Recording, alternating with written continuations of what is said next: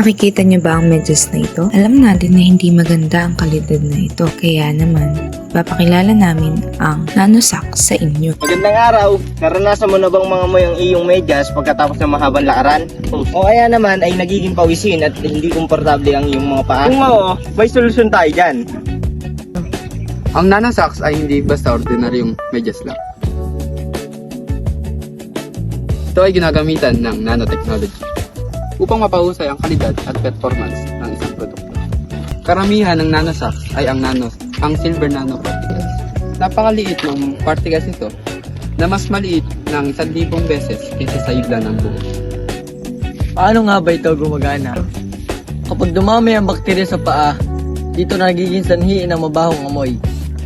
Pinipigilan ng silver nanoparticles ang pagdami ng bakterya sa pamamagitan ng pagsira sa cell membrane at pagpigil sa paglaki. Dahil dito, nababawasan ang amoy at nananatiling malinis ang medyas.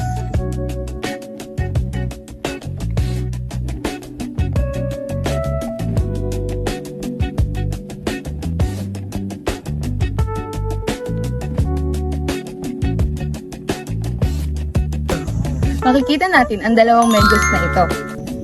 Sa ordinary socks, madaling mangamoy, mabilis pamugaran ng mga bakterya, at madaling mamasa.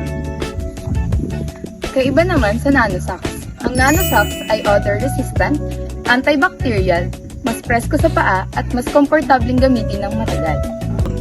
Malaki na itutulong ng nanotechnology sa ating pang-araw-araw na pamumuhay. Pinapakita rin ito kung paano ginagamit ang siyensya upang mapaganda ang kalidad ng isang bagay.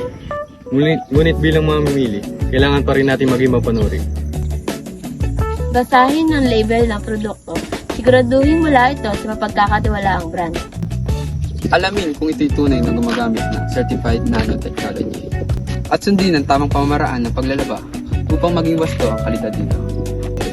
Tandaan, ang teknolohiya ay mas kapakinabang kung gagamitin sa tama at may kaalaman.